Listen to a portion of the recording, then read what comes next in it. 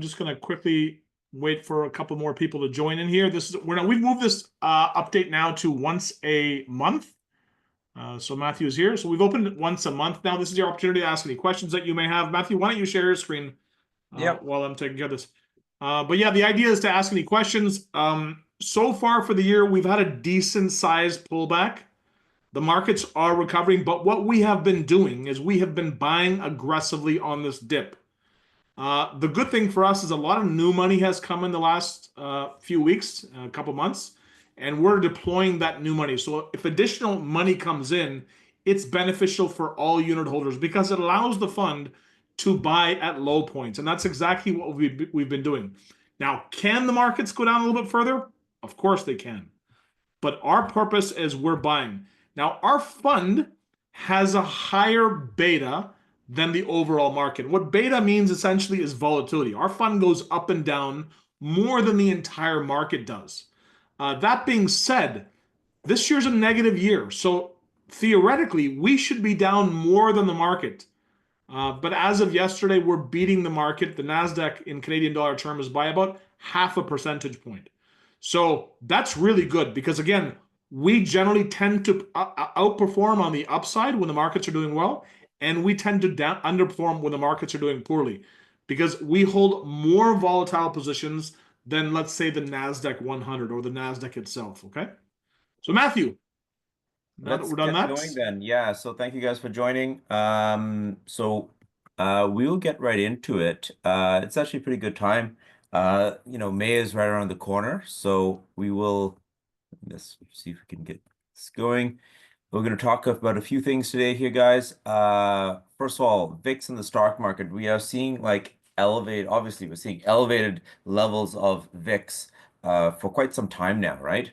And it is pretty much all due to tariffs, which has been the main driver, floating markets mostly downwards, but now we're seeing a little bit of a recovery there, which we like to see. So we're going to explore kind of, the opportunity that sometimes VIX plays a part in by, indicating to you that, hey, maybe this is a good time to, invest further or, hold on because good things are ahead. And we'll go with some stats to talk about that. And also then we'll go over what the fund is doing right now. And we'll look and see what we are concerned about going into the future, right? About a month out, right?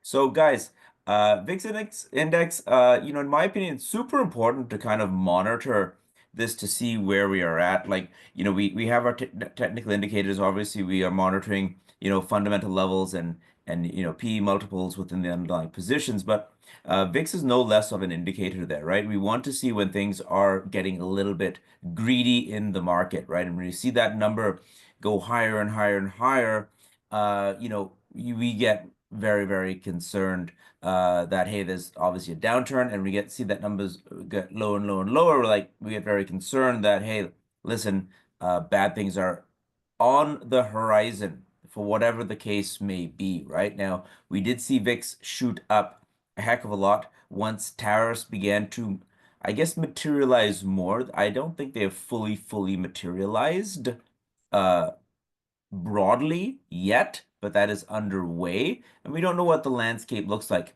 And for that reason, the market is kind of building in this kind of VIX buffer or this volatility buffer of unpredictability to say, hey, what the heck? We're going to wait for this issue to get sorted out. But what our job is to help manage the money is to say, okay, how can we profit from this? How can we use this as an opportunity, right?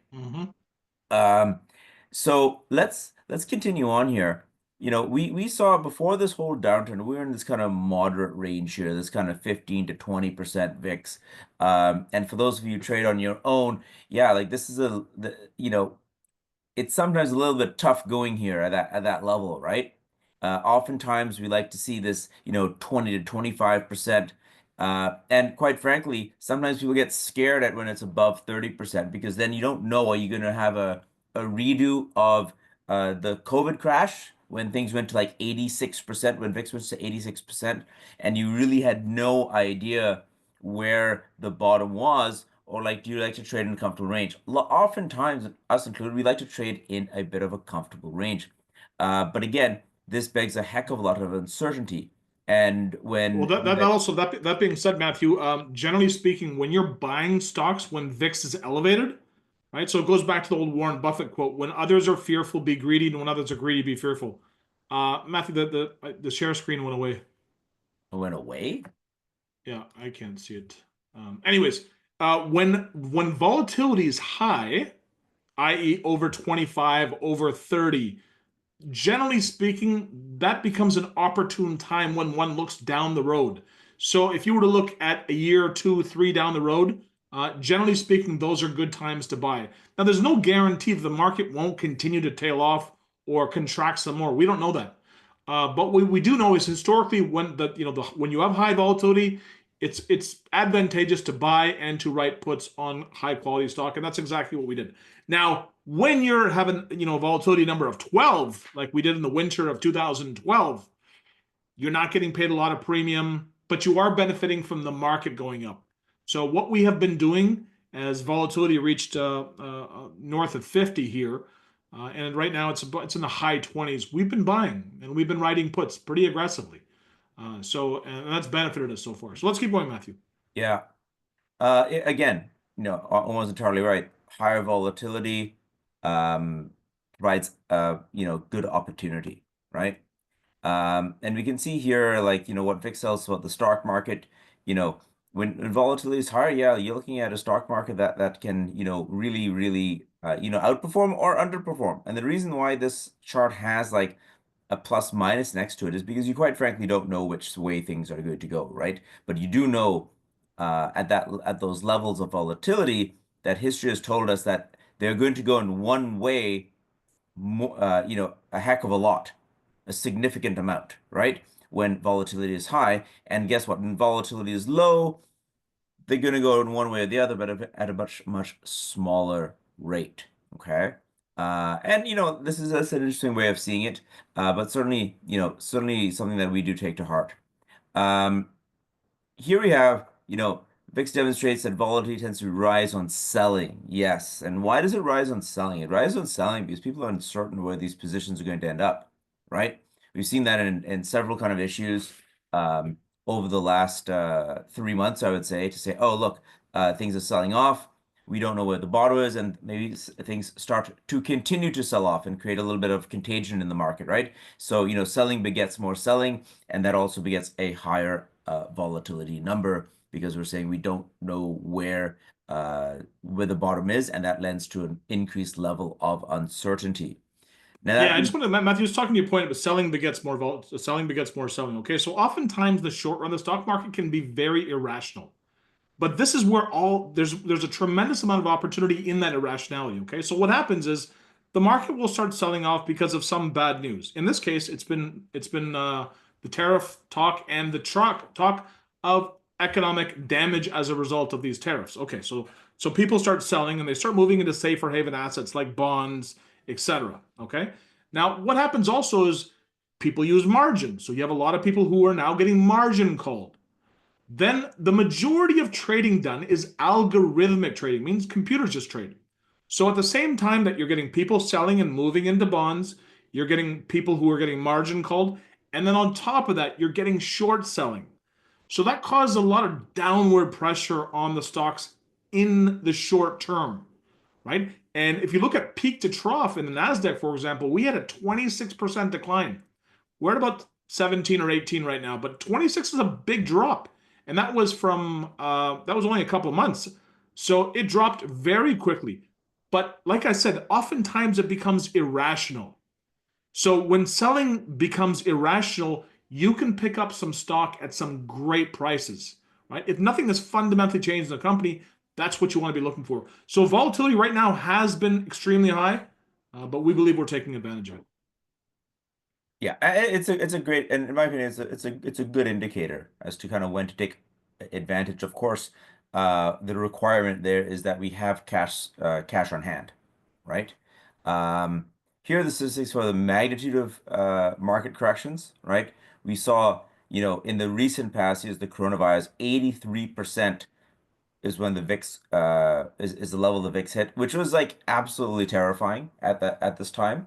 And the SPY went down 34%. Now, what has happened since then? We're well above those levels, even like notwithstanding this most recent correction, right? So it goes to show that yes, the market does kind of, hit new levels once it surpasses these kind of very uncertain headwinds, right? Like during the coronavirus, we didn't know if things were going to be closed for like a day, a month, a year, and there's a heck of a lot of uncertainty around that, right? And again, you can see where the coronavirus, sorry, you can see where the SPY is back in 2020 versus where it is today. Okay. Um, what happens the following 12 months? In the following 12 months, um, this is interesting, right? Uh, this is showing that there's a lot of opportunity to be had here, right? The following 12 months after VIX has hit a high of above 35%, basically, it's gone up 28%, right? And that's then Matthew, 28%. that's exactly why we're buying, right? Because that's what history tells Yeah. us to do. Buy, If you right? if you think about how much ground can you gain then, Omar? Like because you know that the market does about say 10 to 11% a year, Yeah, right? huge.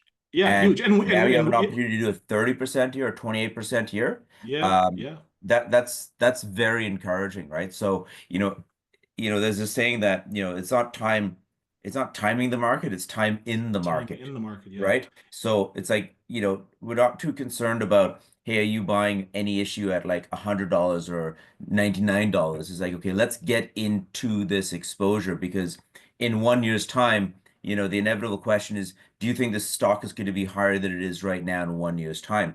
Often the answer to that question for us is yes, and we have these discussions on a daily basis. So from that perspective, it's very good. Because of the nature of the program which we run in terms of writing an option strategy, um, it is ingrained into the strategy to have some cash on hand because we want to take advantage of this type of opportunity, right? Because we need to have like money set aside in case we are getting assigned anything on our written puts. So, we have this kind of built in there, right? So it's Well, it in this situation though, we were even it was a better opportunity for us because of, like I said, a lot of new money came in.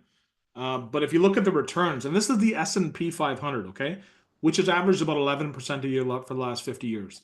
The Nasdaq, the returns are even greater than this, and we're invested mostly in these Nasdaq type companies. Now, the point is, no one's really going to get the bottom right. Nobody is. But once volatility started rising above 30, this is what history tells us, and that's exactly what we did. We were aggressive, we bought, and we will continue to buy as volatility is elevated. Let's keep going, Matthew. all right. So highest VIX readings and S&P returns in the following 12 months. And you can see here, this is the level of VIX, and here are your pretty bad months historically, 2008, March of 2020, February of 2009, and this is in rank order of VIX, like declining, starting from the top and then descending.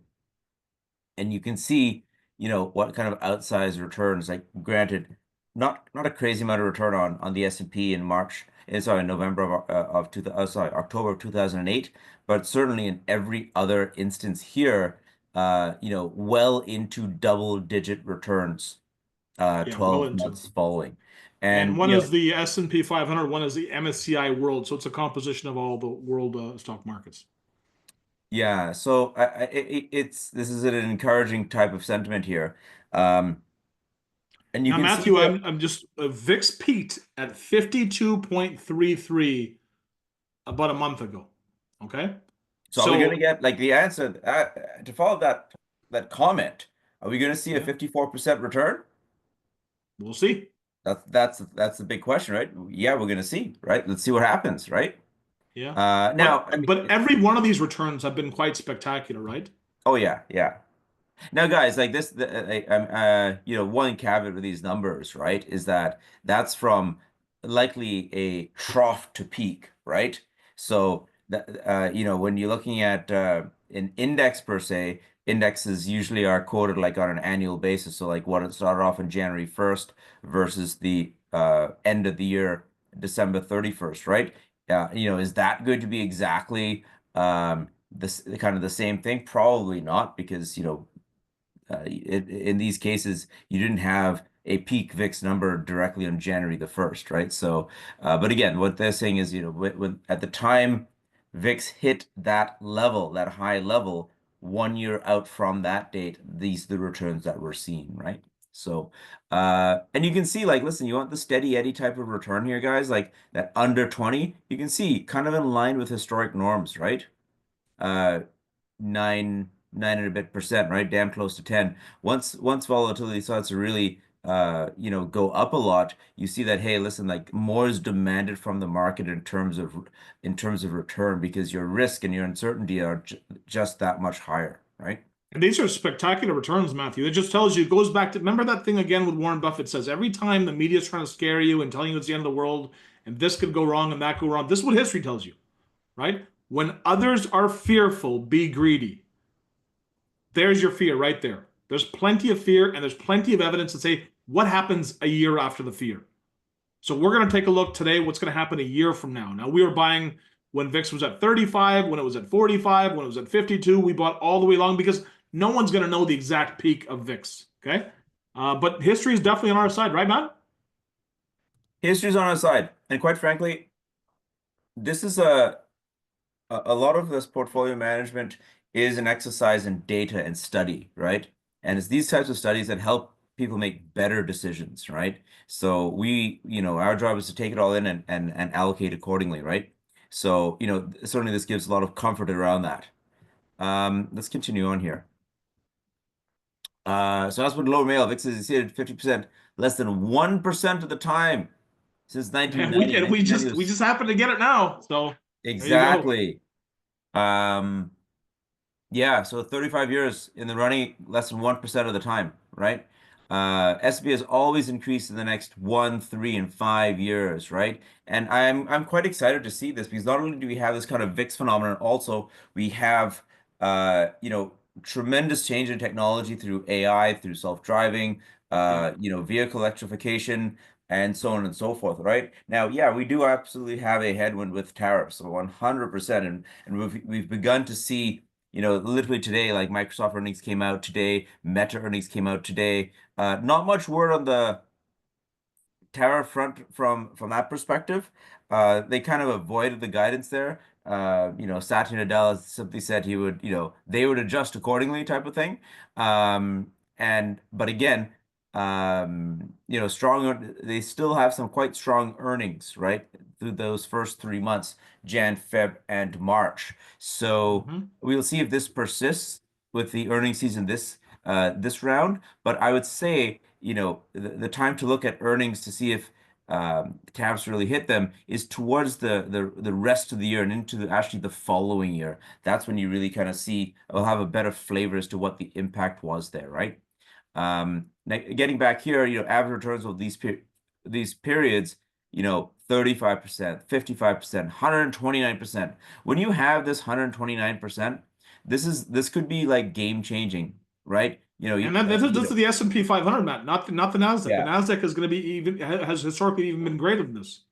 Yeah, so you have maybe you're 40 or 50 years old and you have a $1 million account, and in 5 years that account turns into a $2 million account, right? It can be considerable. $1 million account would be it's 130%, so it'd be like it'd be 2.3 million. 2.3 million. Yeah, it gets very significant, right? So stuff like this, like it really goes to show that it's time in the market really counts, not necessarily trying to game, am I gonna go in March or April at $100 or $99? It's like, it really tells you, look at the forest instead of the trees, right? And I think Matthew, this is one of the biggest mistakes that people make, is they try to get the exact timing of the market to the bottom. I'm gonna get the bottom. Well, the reality is you probably won't get the bottom. Nobody gets the bottom. If you do, it's more luck than anything else. So, once you know that VIX has crossed a certain number and there's a lot of pain, which there was, then that's the time that you want to be buying, and which is what we did. But is there more downside from here? Of course. We just saw this morning that the US economy contracted for the first quarter. The Canadian economy contracted for the month of February. So we know that the economy is hurting, but the stock market being a forward-looking mechanism, it's priced a lot of this in already. But what we're going to do, because we don't think that the technology is going to change, we don't think fundamentally any of these companies are changing, we're going to keep buying. So right now we do have a little bit of cash, and we have a lot more new money coming in, so we're able to buy as the market comes down. But this is our desired exposure.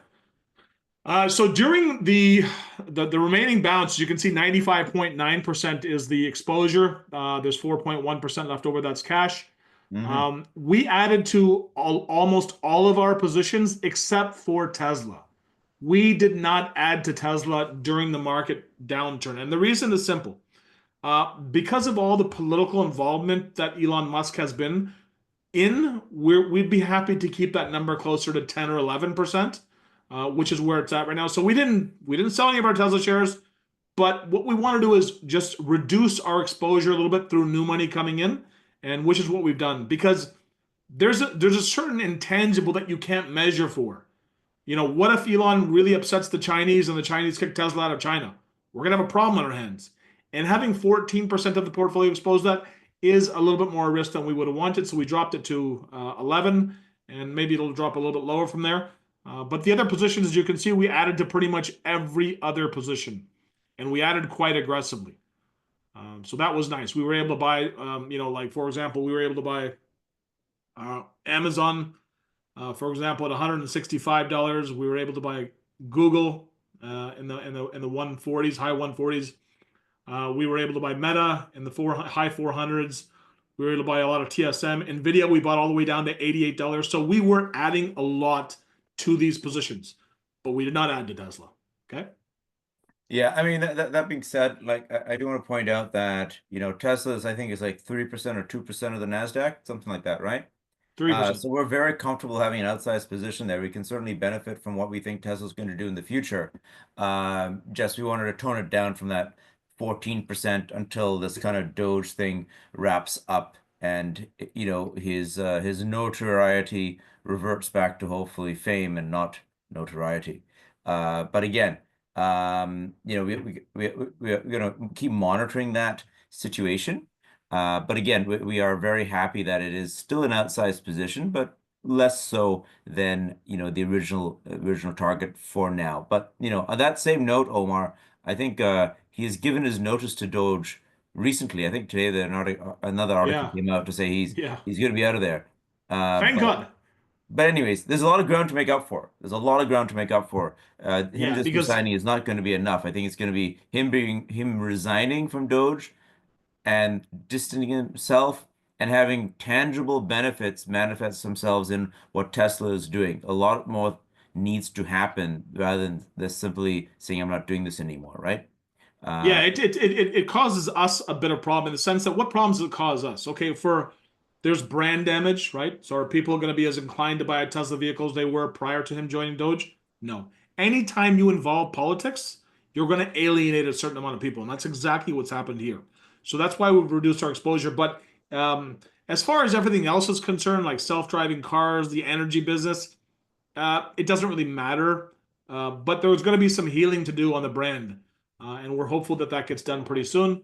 Very much looking forward to Elon leaving. And also another thing is, when you're spending so much time doing something else, that's time you're not spending running your company.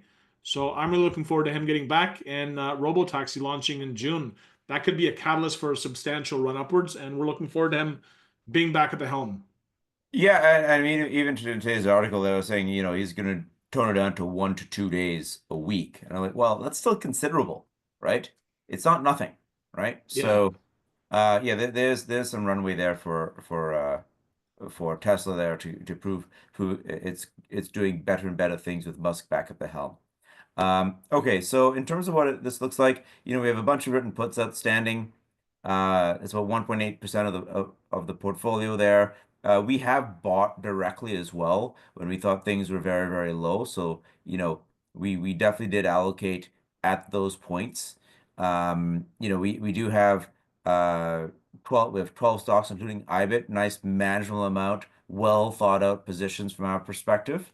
You know, current But Matthew, just getting back to this, when the market was down, VIX was 35, 40, 45, 50. We were not writing puts, guys. no, we're buying. We were buying.